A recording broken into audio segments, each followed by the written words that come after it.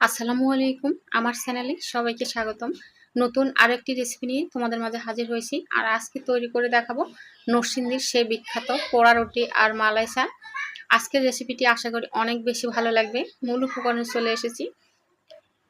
সরাসরি চুলায় চলে এলাম। এখানে একটি পাত্র বসিয়ে কাপ মেপে এখানে 3 কাপ লিকুইড দুধ দিচ্ছি। তো আমরা অনেক সময় চা তৈরিতে অনেক সময় চাটা কম হয়ে যায় বা পরিমাপটা বোঝার কারণে মিষ্টি কম হয়ে যায় কিংবা চা পাতা কম বেশি হয়ে যায়। এভাবে কাপ মেপে যদি চাটা তৈরি করো সেক্ষেত্রে কিন্তু চা কম বেশি হবে না, সদস্য অনুযায়ী কাপ মেপে নেবে। আর চিনিও কম বেশি হবে না, কালারটাও সুন্দর হবে। তো তোমরা অবশ্যই লক্ষ্য করেছো আমি এখানে 3 চামচ চিনি দিয়েছি। এটা চা চামচে চা যে চামচগুলো হয় সে চামচে 1.5 চামচ চিনি করে।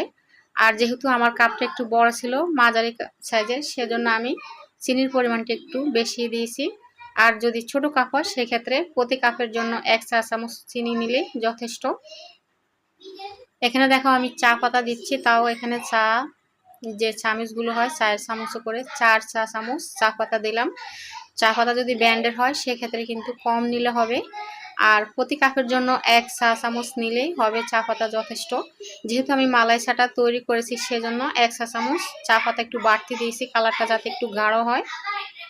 আর কাপটাও আমার বড় ছিল, মাঝারি সাইজের কাপগুলো। ছোট কাপ হলে 1 চা চামচ চা পাতা করে দিলে চায়ের কালারটা একদম পারফেক্ট হবে, মিষ্টিটাও পারফেক্ট হবে। চাটা তৈরি হয়ে গেছে, এবারে এক পাশে তুলে রাখবো। চুলায় আবারও চলে এসেছি, ফ্রাইং প্যান বসিয়ে এখানে বাটার দিয়ে দিচ্ছি। 2 চা চামচ বাটার দিলাম। এবারে যে গোল রুটিগুলো হয় পাউরুটি, এটা কিন্তু পাওয়া যায়, তোমার আশেপাশে পেয়ে যাবে এই রুটিটা। তো সেঁকে নেব।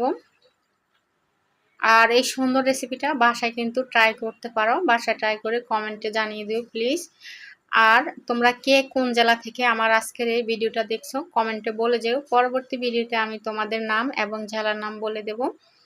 এফিট ওফিট করে আমি রুটিটা সেঁকে নিয়েছি। প্রথম অবস্থা চুলার আঁচটা কিন্তু হাই ছিল, পরে আমি মিডিয়াম করে দিয়েছি।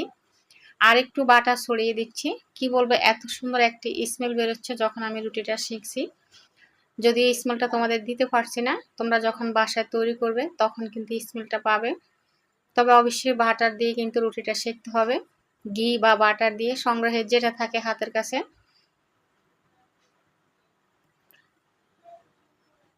তো আমি এভাবেই সেঁকে নিচ্ছি। কেউ কিন্তু গ্রিলের যে তাওয়াগুলি হয় গ্রিলারে সেঁকে নেয়, আমি এভাবে প্যানে সেঁকে নিচ্ছি।